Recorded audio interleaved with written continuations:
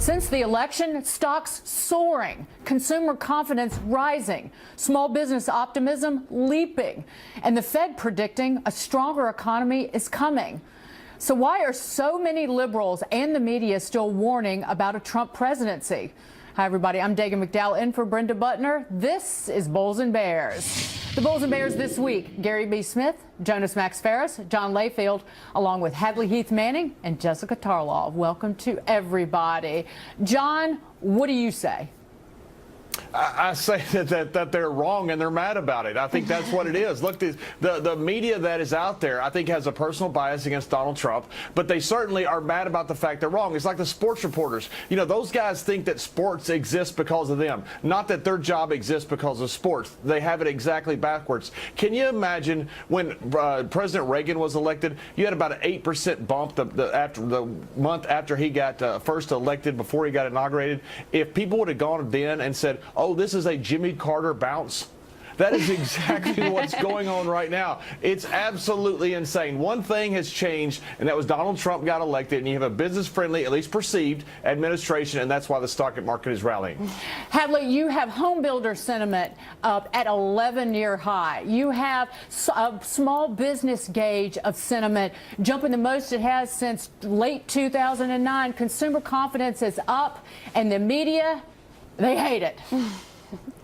That's right. Well, this is the most wonderful time of the year for consumption. But when you ask small business owners what their biggest concerns are, they frequently mention government regulation, they mention employee health care, and they mention compliance with the tax code. So there's got to be a lot of hope among small business owners that we're going to see those issues addressed, not just by the Trump presidency, but by the Republican-controlled Congress working together to solve some of those problems.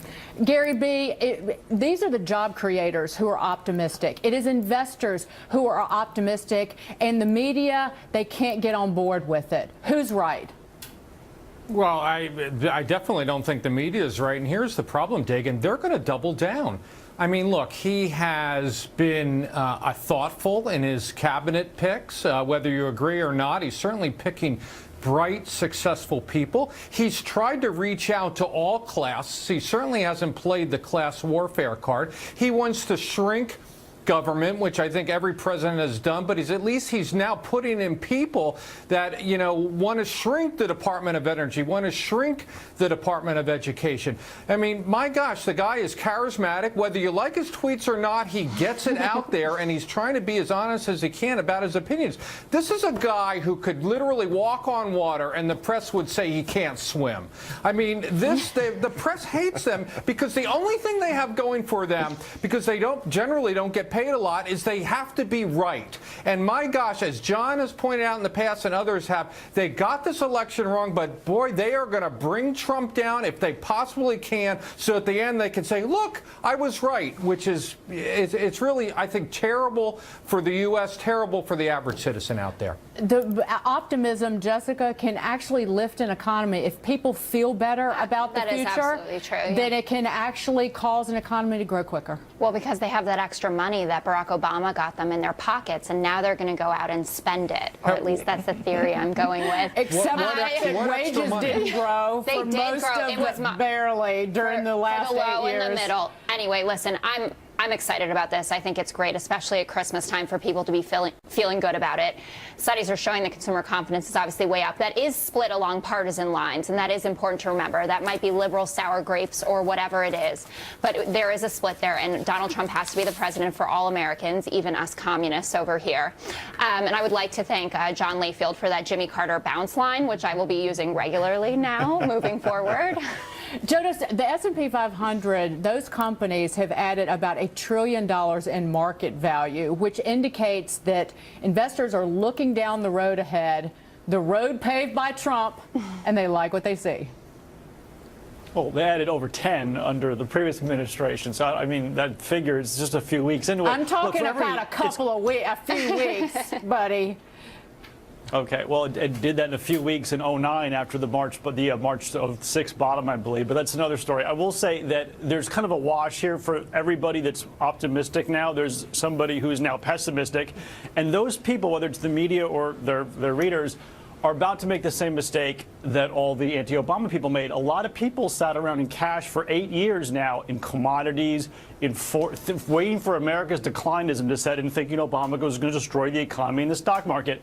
They missed out on the greatest bull market in one of the histories of presidencies.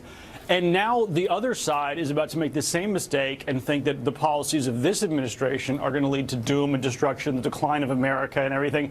And they're going to sit it out and possibly miss 8 years of maybe not as good a period in the market because we came off a very big low and we're at a higher valuation now, but certainly nothing to be avoided and sit out in cash and hide waiting for us to go to the end. So I think you really need to not think your politics are so important and let it cloud your opinion on investing or what the economy is going to do, because ultimately the policies of these white administrations aren't as important as you think they are. John, do you worry that the media and that negativity and that pessimism can actually talk down people feeling good and hurt the economy in the process? No, because I don't think anybody listens to them anymore. They obviously, they don't. I mean, it used to be when you saw something in the New York Times or you saw something in your local newspaper, you believed it. Now I don't think people believe it, and I think for very good reason. At best, they're skeptical, and I think that's good. It's also bad because it's led to a lot of fake news being out there, but that also adds to the fact that no one believes the media anymore. Look at what they said about Trump. What we're doing in America is not working. It has not worked since the late 90s. You saw the debt double under President Bush. You saw it double under President Obama. Food stamps, which goes one-on-one with poverty, has almost tripled since 2000. The middle class has been destroyed.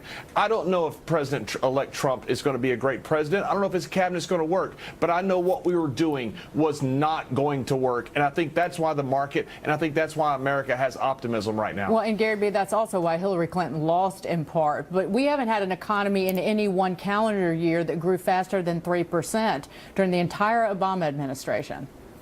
I totally agree with you. This is, what Jessica was saying points out, and, we love Jessica on the show, but it's just delusional thinking to think, oh my gosh, thank Obama for all the money we have. The average family out there, adjusted for inflation, has less money now. Why do you think vast portions of the country voted for Trump? I mean, Obama was so great, and basically Hillary was Obama. Wait, let me finish, please. And they thought, and Hillary was basically Obama too, that they go, my gosh, I'm feeling so good that I'm going to vote in, this Obama clone. No, that was not the case. That's why Trump won, for crying out loud. I think the economy right now is at best tepid. I think people are looking at Trump to restart things and they want it changed. That's hopefully what we're going to get. There's plenty of data out there that shows that people who rank the economy as their #1 issue actually ended up backing Hillary Clinton. So I take your point and I adore you, but I don't agree with it, and I don't think that I'm delusional, certainly on any planet. So you think the vast portion of this country thought the economy was pretty good? I think that the vast portion of this country voted for change. I do believe that. Hillary Clinton was running as a third term of Barack Obama. What would they want to change? I let you Things finish. in their Let me finish. Yes, people vote with their pocketbook. It's the economy, stupid. I get it. I'm just saying that things in the last year, certainly in the recovery, and looking at all of it, when you have over 15 million new jobs, when you have a stock market that has almost tripled, people are feeling better than they did. And for you to discount the progress that we got under Barack Obama and just give it all to Trump is absurd.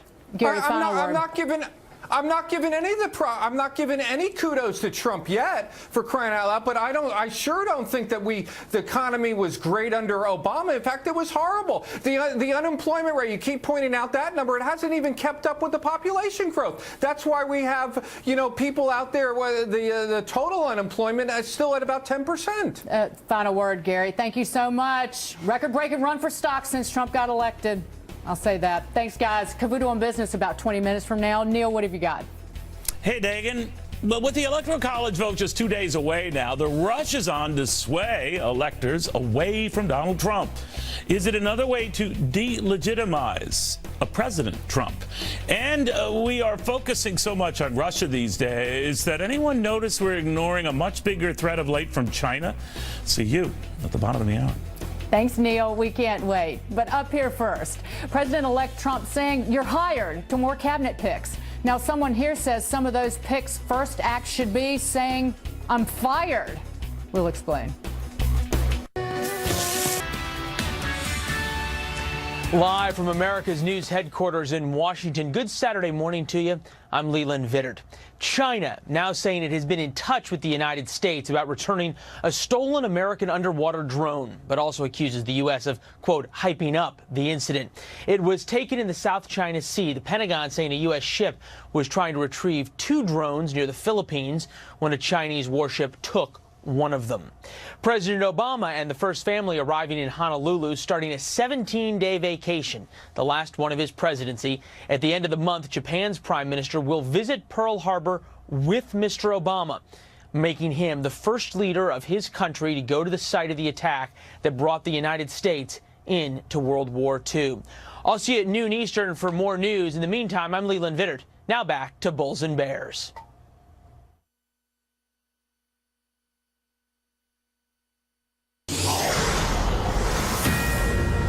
President-elect Trump's cabinet taking shape, and his picks are looking to shake things up. Some of them on record criticizing the very agencies they've been tapped to lead. Gary B., you say their first job should be to fire themselves and everyone in their departments. Exactly, Dagan. Kudos for them. The left seems to think that these agencies, these cabinet areas have existence. They're in the Constitution somehow. Like they were there in 1779. The Department of Education has only been around since 1979. Let's use that as an example. Their budget over the last 5 years has doubled.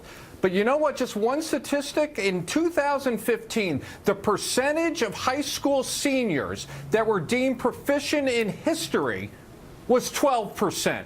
Now, if that is right there is not an argument for wiping out the Department of Education, I don't know what is. That's a solid F in any other person's scorebook. Hadley, in the last 8 years, we've had overreach, overregulation, and lawless rulemaking by this administration that really crushed entire industries.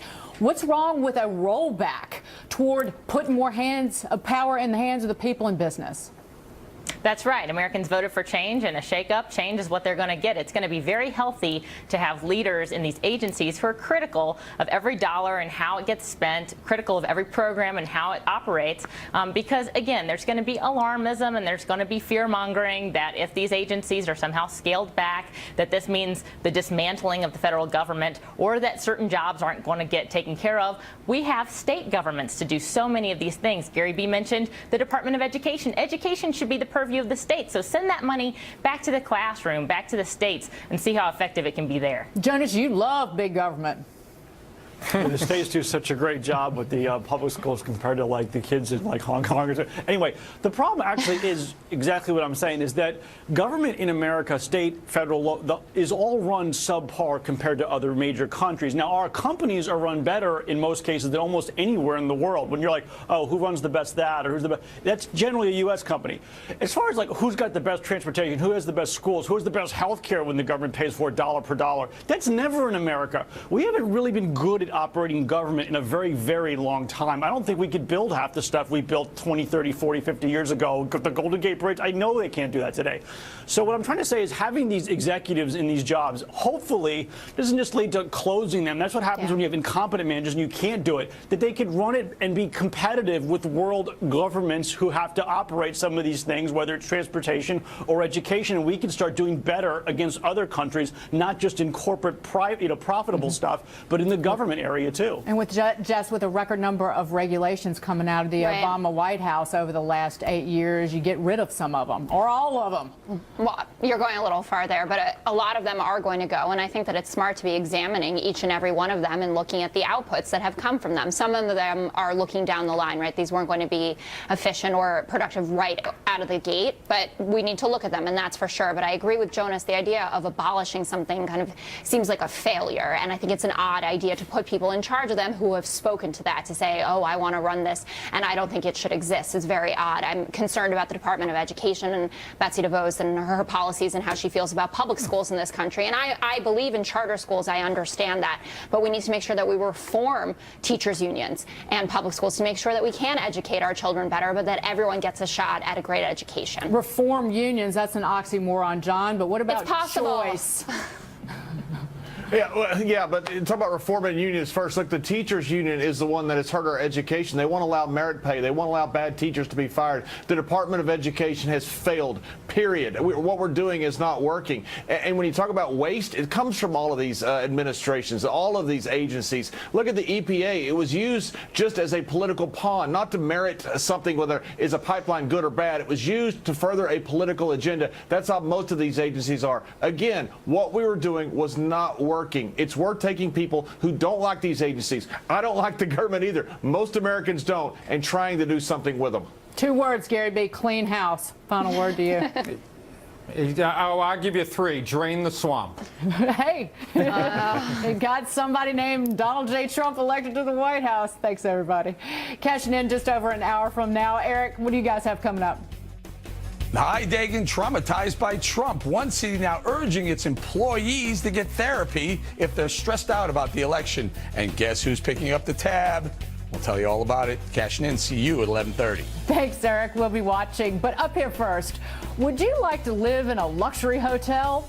Well, some IRS workers are, and they're doing it on your dime.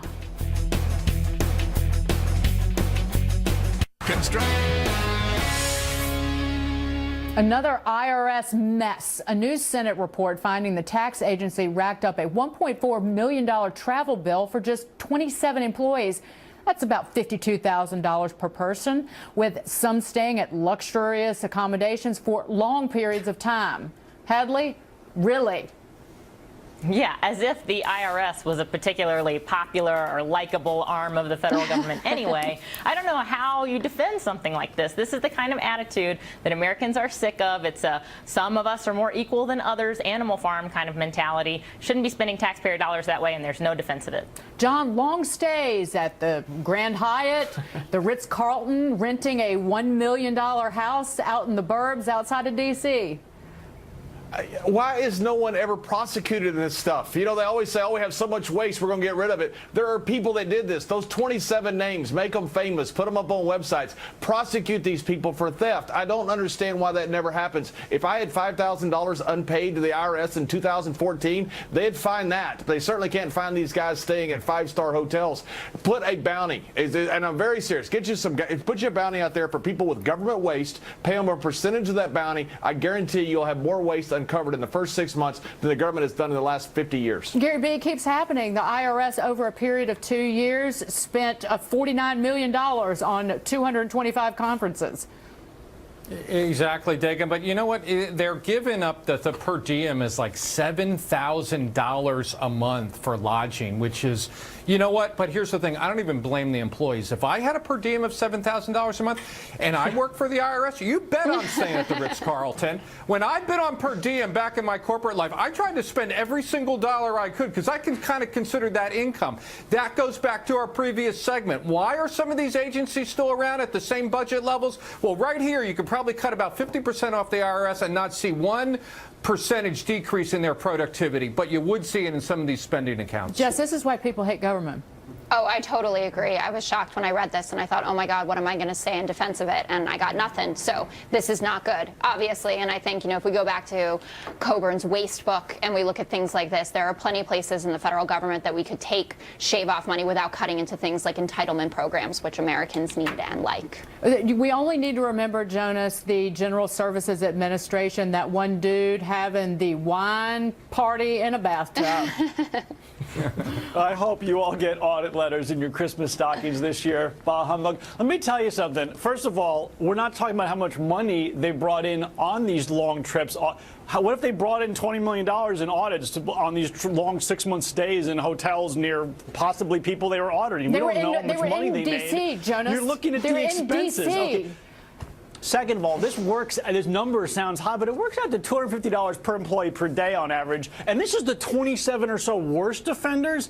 If you had an employee and you sent them 6 months away to some location to work, I think that's about the bill you're going to get. If you don't expect that, you haven't run much businesses in your life, that doesn't seem out of line for hotels, food when you're not living at home. Now, you got to also say, you know, how much would it have cost to hire somebody else in that location instead of doing this? Probably more with all the government benefits. So maybe we got to look at the whole picture. and this is just a little bit of a The easy picture is dig. those hotels I mentioned are in Washington, D.C., where the IRS is based. Thank you, Notoriously expensive Jonas. place for lodging. Thank you. And thank you, Hadley and Jessica. It was great to see both of you ladies. Thanks, David. Coming up, the winter blast has millions of Americans bundling up. Get the name that will help you beat the bitter cold. Next. Gary B, go. Dagan, it's bitter cold in most of the country, but it's warm at Disney World. I love Disney stock. I own it, up 30% in 2017. John. Grab you a book. It's cold this winter. Barnes & Noble is not dead. It's spinning off a lot of cash, has a 5% yield. I own it. I think it's up 20% in a year. Jonas. Mom, Dad hit mute for a second. You know why I'm in Miami? Because on December 26th, Miami is one of the few locations where Burger King will take all the junky toys and garbage you get that you don't like, and you can exchange it for a Whopper. That is good for Restaurant Brands International, 50% Neil, of the year. now. All right, a mad dash to switch electoral votes ahead of Monday's crucial electoral vote. Hi, everyone. Glad to have you. I'm Neil Cavuto, and by all accounts, no matter how the Electoral College vote goes down, put this down. Donald Trump is and will still be America's next president. But that is not stopping a number of celebrities urging electors to be heroes and vote against him. Or Democrats demanding an intelligence briefing into alleged Russian attacks they swear helped him, maybe tipped the election. The leader is none other than Christine Pelosi, the daughter of Nancy Pelosi, who joined me on Fox Business Network. Do you think Hillary Clinton lost this election in the electoral vote? I think that Hillary Clinton was severely damaged by the hacking of her emails and the DNC emails that went on a drip, drip, drip basis every day for 3 months. you every think day this instead Russian of waking up and hacking talking about the influenced the economy, election they woke results? up and talked about. Absolutely. So you think it wasn't her message that didn't reach voters who were subject to high unemployment states like Wisconsin and Michigan, that wasn't what did her in? This thing did her in? No, I think that there are several factors in winning and losing. Look, if 80,000 people had voted differently in this election. The Russians didn't make her lose. She lost. No. All right, well, that went well. But we did save time by talking over one another, which is always a worry of mine. Anyway, we got Charles Payne, we got Charlie Gasparino, Adam Lashinsky, along with Amy Holmes and Gary Kaltbaum. Dagan McDowell, as you just saw, doing her usual great job sub-hosting on Bulls and Bears. Ben Stein and Kennedy are out at some rally. I don't know. All right, Gary K., what do you make of this push and how it's changing things and maybe hurting Donald Trump in the process?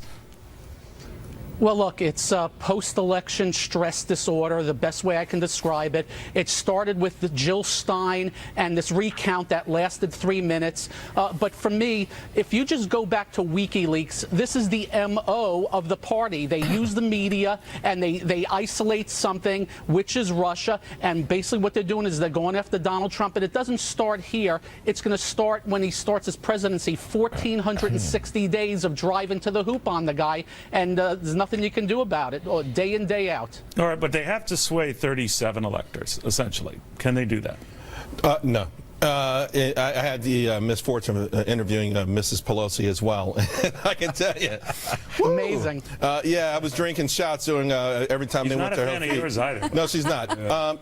Here's the thing, Neil. It's obviously the effort to delegitimize Donald Trump's presidency before it even begins. We understand that. Maybe that's what the loyal opposition does. But I think the Democrats are looking so awful at this point. They really need to stop, huddle up, go to the sidelines and really listen to what the American public said on November 8th, because we know this isn't going to work. Even if it worked by the wildest imagination, it will go to the House, which is controlled by the GOP. So it's an exercise But in there's futility. a lot of money behind it. There's a lot of effort to sort of get this thing going so they can have an intelligence briefing for the Hollywood types to gather around, do all these PSAs, or vote for your conscience. At least in their case, they're honest enough to say this has nothing to do with Russia, just we hate the guy and don't think you should elect him. But, you know, if you think about it, Charlie Gasparino, I mean, if a company went through these extremes and excuse-making over election results or over the launch of a bad product, Right, quarterly results. and not address the truth, I mean, the whole staff would be fired. Well, not only that, the analyst community, the i.e. some of the voters for corporate America would be laughing the CEO out of his job. So whoever's lead, listen, I agree with Charles here. This is like desperation times 10. It's not going to work. It makes them look so desperate and pathetic and little. It's funny that they're actually doing it. And you know, it reminds me. Listen, we're not.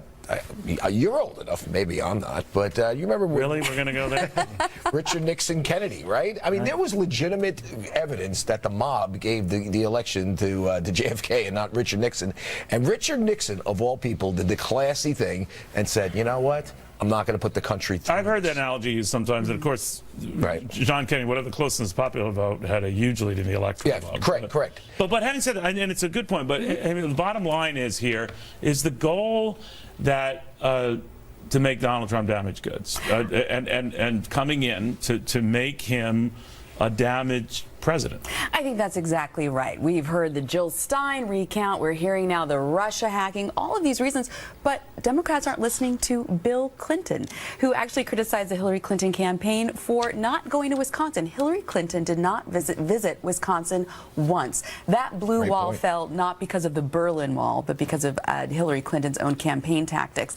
And I would say that, in fact, Democrats are proving Donald Trump's point, which is that the elites have been in charge. The elites are trying to now drive the narrative, drive the way that we consider a president. And Donald Trump, he went to the people. He went to the Rust Belt. He got those votes. Remember all the criticism he got for going to say, like, you're wasting your time? And also, do you remember on November 7th, we were told that if Donald Trump lost and did not accept a peaceful transfer of power, that this would be undermining democracy? Well, now look who's doing it. Well, you know, Adam, I want to go back to something Charlie Gasparino and I talked about in this money theme. And you're wasting a lot of money and time a company did this and ignore the results or blame it on weather or whatever.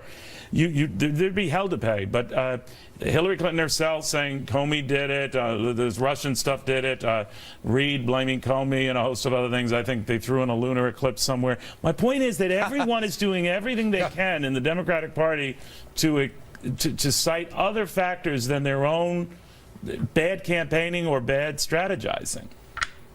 Well, I think I listened to your question to Pelosi. I think I can answer it directly. There is no question that Donald Trump won the electoral votes, and furthermore, unless you could show that the Russians, went into the very interesting because she could not say that. Yeah, I noticed that. Physically couldn't say. And I think, and I don't understand why. I mean, that is just the truth. And furthermore, unless the Russians manipulated computers to change the votes, they didn't affect the election either. All that said, I mean, this unseemly behavior absolutely began with Donald Trump with no evidence saying this thing is all rigged. I mean, it's a horrible situation where nobody's behaving themselves. Started this thing by saying it was rigged, like during the campaign. Who's talking about rigged elections now? Who's talking about disputed results now? I know. If I could jump in, but this is my point. I hear you. This is my point. This is the level of discourse that we've descended to, and I do think it's Trump's fault. So there we are. I mean, if I could jump in, what is nothing bizarre is that basically the Hillary Clinton campaign is blaming Russia for giving her a 2.4 million popular vote lead. How does this add up? The Russians rigged the election. Now you're being a little creative. The Russians rigged the election so that Hillary Clinton could win the popular vote. I mean, that doesn't make any sense. But are Democrats going to change anything? Normally, a company that encounters something like this, Gary, has to change, reshift strategy,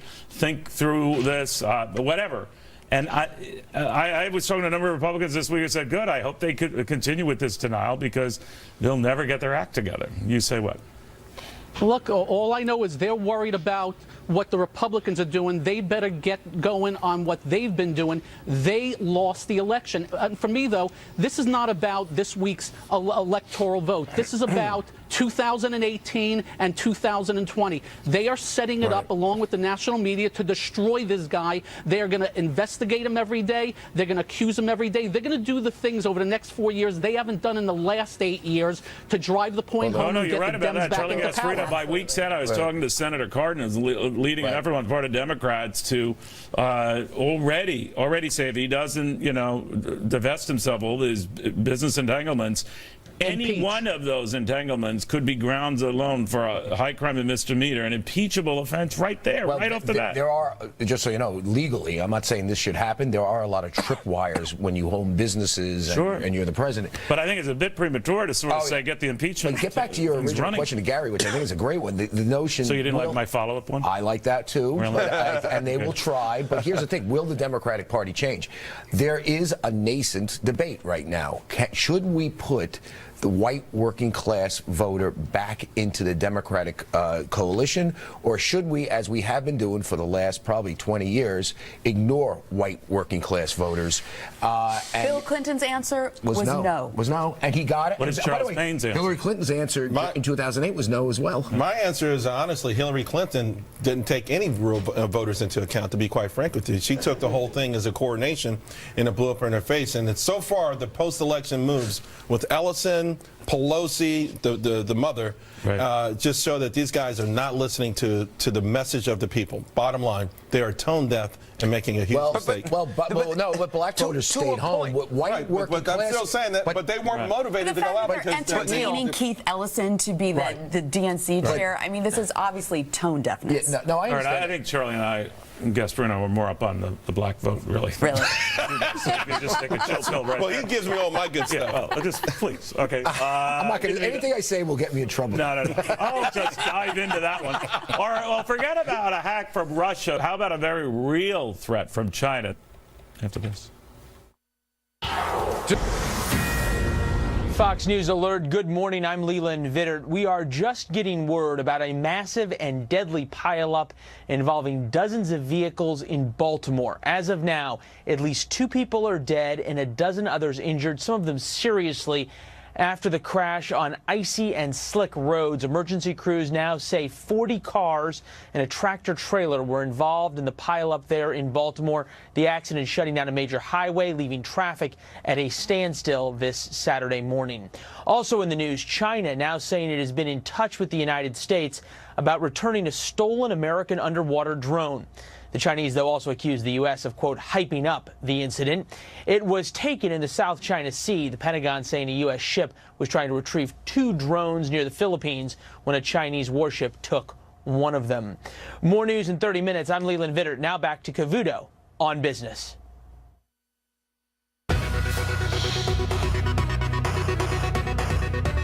China is absolutely taking advantage of this country, Neil, and I feel it very strongly. I know many Chinese people. I know many Chinese businessmen, and they laugh at the stupidity of our politicians. So what would you do if China were telling you, straighten up and fly right, U.S. get your debt under control, don't lecture us about our currency, on and on and on? What would a secretary or a president, Donald Trump, say and do? I'd tax the hell out of them. I would tax them back to China. All right. Thank God for videotape when he was talking to me. Anyway, that was Donald Trump's message to China more than 6 years ago. And it's been a consistent theme of his as a businessman, as a politician, and now as president-elect of the United States. Fast forward to this week, China seems to be sending him a message. Its Navy seizing a U.S. underwater unmanned drone in the South China Sea. And more flare-ups like this are happening on a frequent basis. Amy, what's going on here? Well, I noticed your interview was in May of 2010, and as you mentioned that Donald Trump... You were 6. Yes, I was just a mere wee little child. Exactly. And Donald Trump has been campaigning against China his entire adult life. He's been very consistent on that. He's been very consistent. Now, I would not presume to advise the president-elect on China policy, but I would warn him that China is very willing to flex their military muscle. If you remember, George Bush Jr., in the first months of his presidency, had to face a China crisis when one of our Navy jets got clipped by a Chinese plane. That's right. It was grounded for 10 days. And they seized For 10 days, they seized our people. They also raided the plane to get our technology. So last time this happened was back then. Yes, and even under Bill Clinton, he had a China confrontation with warships being put in there. So for Donald Trump, it's been a lifelong campaign against the Chinese, but it has real-world foreign policy implications. But Charles Payne, we've always cat-tat to the Chinese. And the one thing that's either weird or refreshing about Donald Trump is he's not. He's not, but again, I think Amy's got a point with respect to Mexico and Canada are going to fold on NAFTA, right? So that's going to be pretty easy. But China already, they flew that long-range nuclear bomber. You know, they've militarized, or they're militarizing that man-made island in the Spratly You'd be afraid to take them on? No, you have to take them on. I mean, the longer we wait, the more powerful they become. So I'm glad that Donald Trump has an opportunity now to put some action behind the words. But the question is what he does. I don't know what he could do. I mean, listen, our leverage in the middle of the Chinese Sea is South China Sea is not very good, and not only that is these were presumably international waters. I understand they claim that they're waters. Listen, and they're not. I understand that. Are we going to go to war over it? And the other point is economically, and this is where it gets. So you too would fold like a chicken. Here's what I would do, and I would implore Donald Trump to be more like Nixon and less like himself. And Nixon was tough with everybody, but it was all behind the scenes.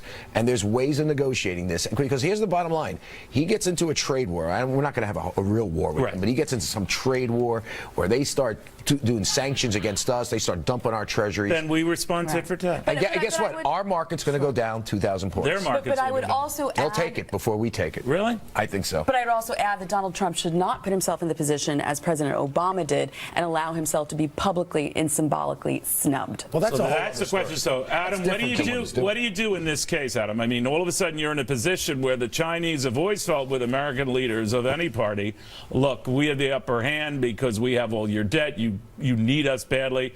And Donald Trump, in that same interview from like 68 years ago, but one of the things he pointed out was that we've got to start acting like they need us a lot more than we need them. He consistently pounded that theme.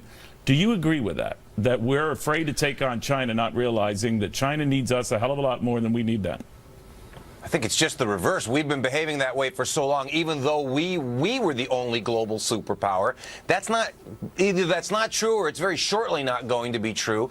And I think he has to be very, very careful with them. I think he's they're in a itching for a go-to-hell fight. mood with them. He's sick of it, of the written Yes, I currency understand and that, all of that. and that's worrisome. And we're going to pay the price. What do you think of that, Garrett Kaltbaum, if President Trump comes in and says, I'm not going to play these kind of games?